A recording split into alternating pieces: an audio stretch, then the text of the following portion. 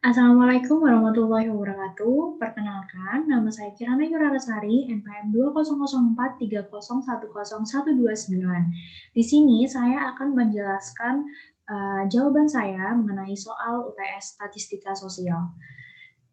NPM saya bernomor ganjil, jadi saya juga mendapatkan soal nomor ganjil. Di soal nomor ganjil kita diberikan data tunggal yang sudah saya urutkan sebagai berikut dari nilai terkecil ke nilai yang terbesar. Lalu saya buatkan tabel seperti ini. Terdapat nilai-nilai data 40, 50, 60, 70, 80, 90, dan frekuensinya. 40 memiliki frekuensi 8, 1, 2, 3, 4, 5, 6, 7, 8. Jadi 40 memiliki frekuensi 8, lalu 50 memiliki frekuensi 15, 60 memiliki frekuensi 13, 70 memiliki frekuensi 15, 80 memiliki frekuensi 5, 90 memiliki frekuensi 4. Lalu, di nomor yang pertama, kita mencari mean, median, dan modus. Yang pertama kita mencari meannya dulu dengan rumus rata-rata sama dengan sigma XI per N. Jadi, sigma XI ini adalah jumlah nilai dikalikan frekuensi per N atau jumlah frekuensinya.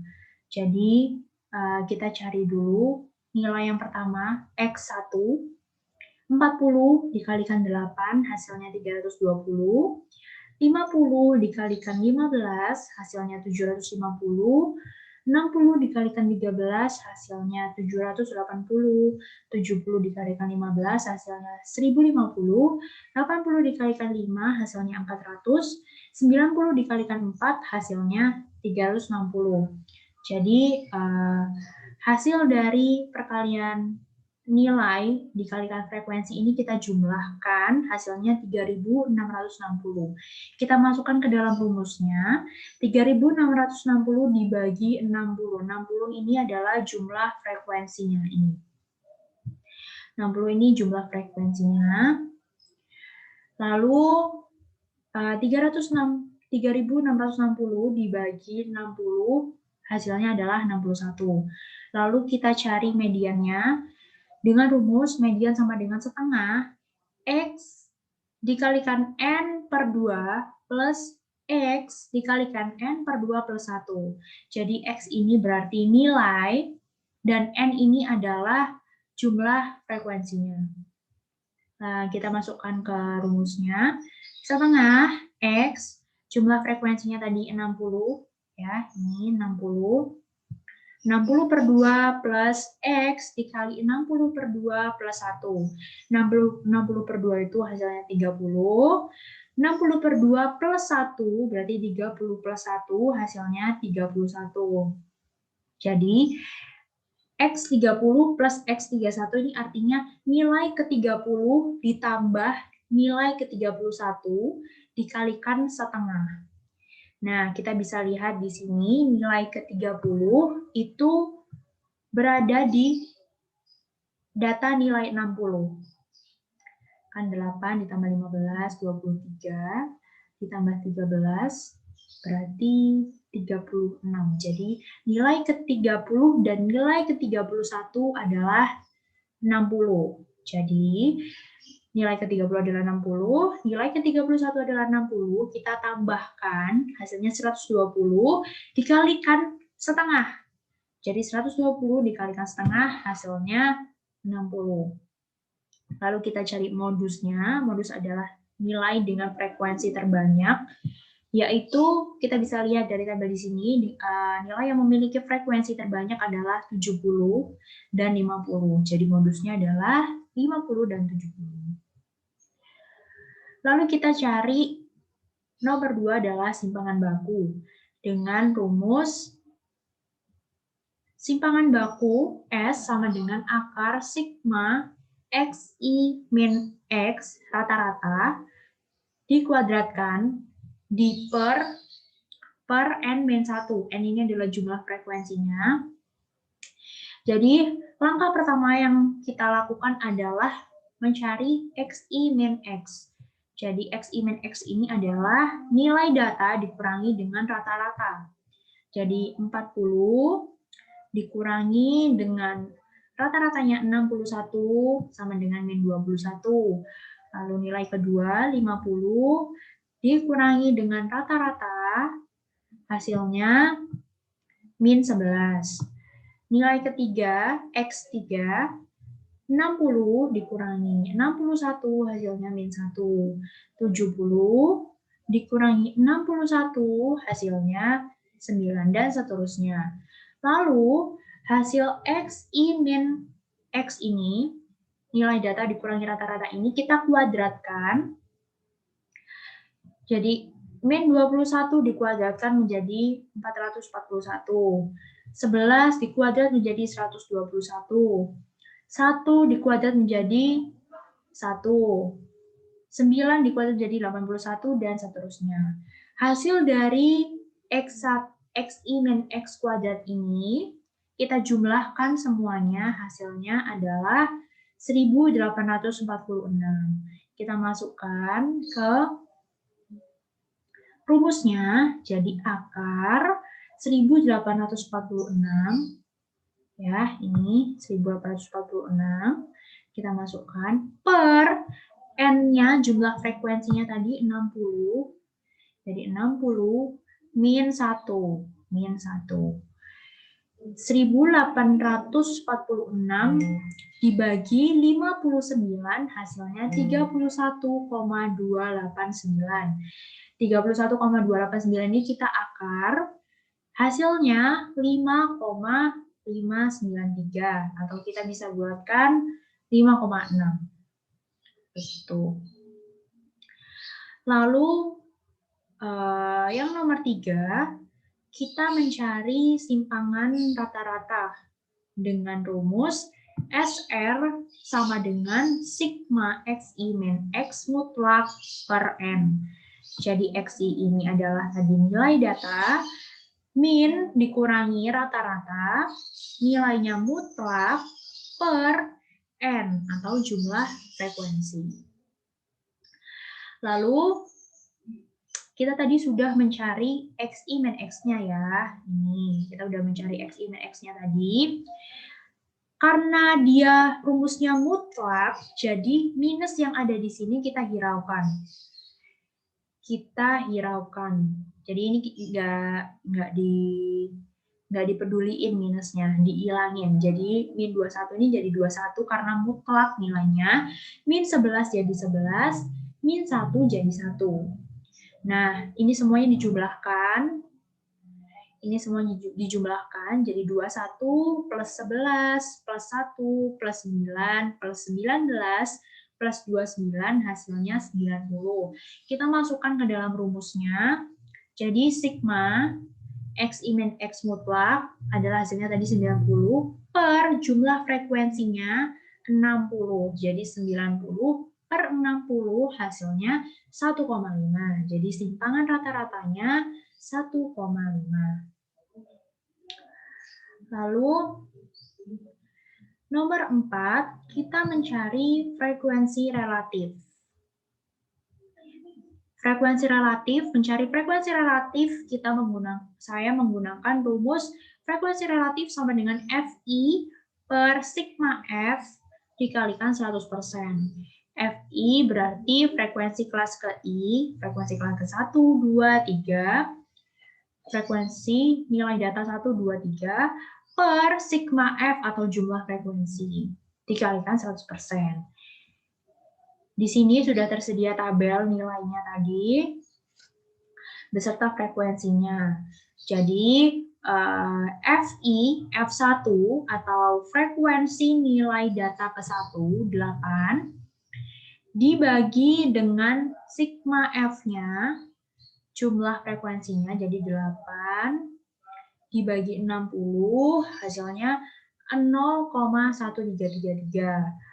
Lalu frekuensi yang kedua, 15, dibagi jumlah frekuensi 60 hasilnya 0,25. Lalu 13 dibagi 60 hasilnya 0,21667.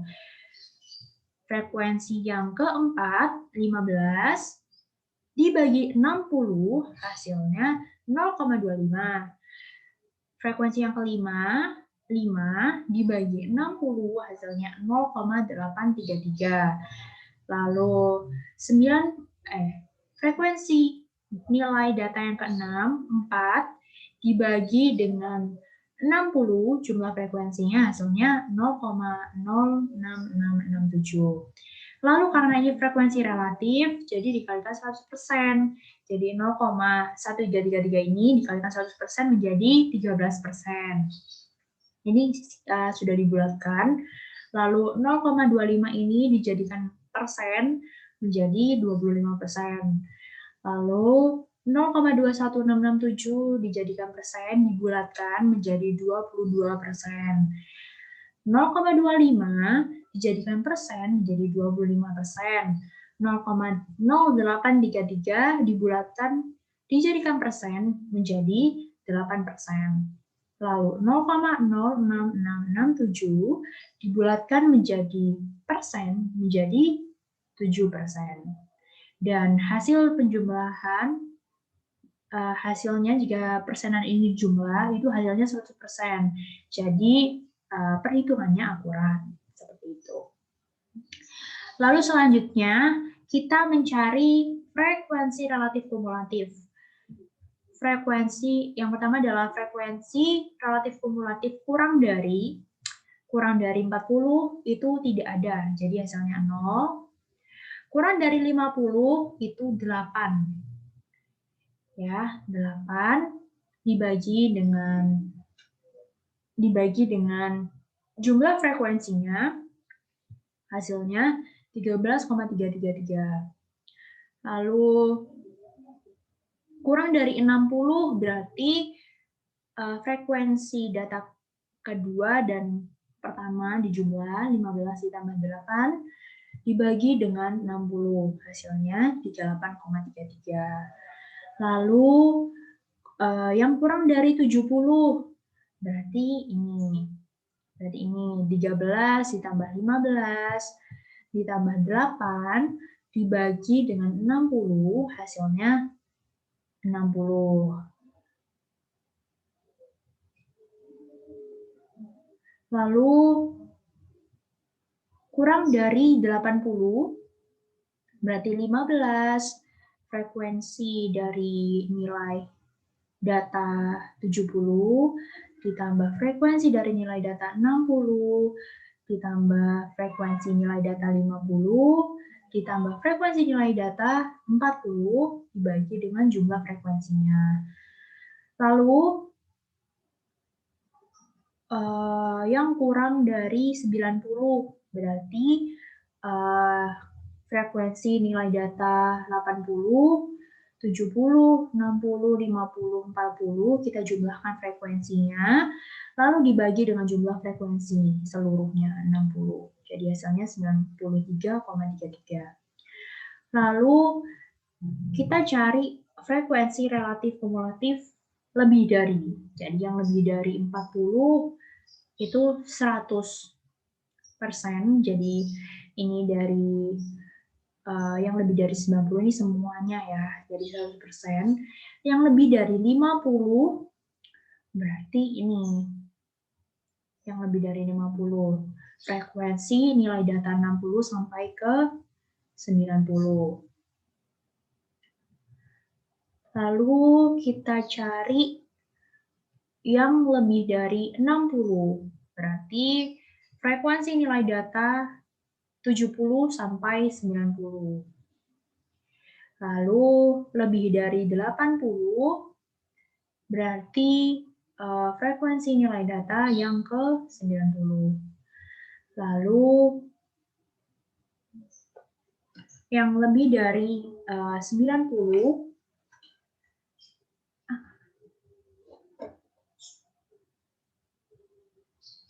hasilnya 6,66. Lalu kita cari diagram batangnya. Yang nomor 5 kita disuruh mencari diagram batangnya. Diagram batang adalah diagram yang berisi tentang keterangan-keterangan dengan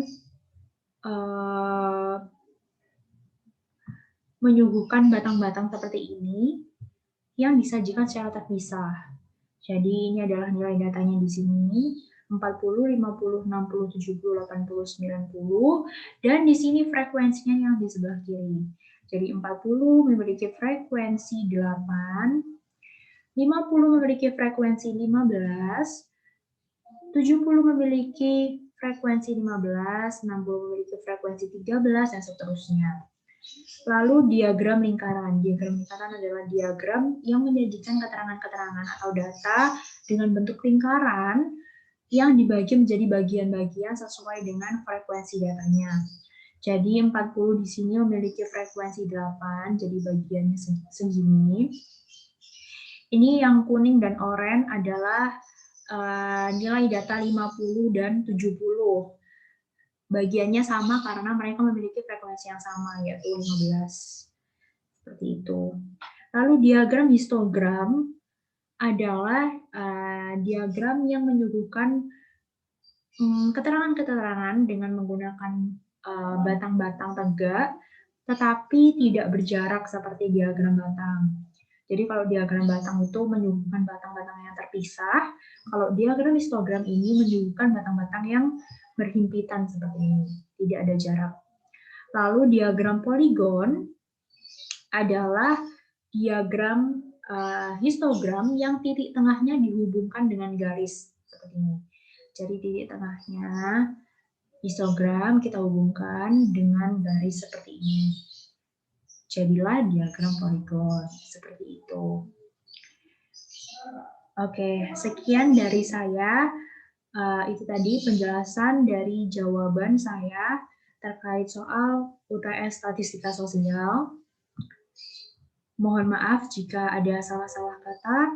Sekian dari saya. Wassalamualaikum warahmatullahi wabarakatuh.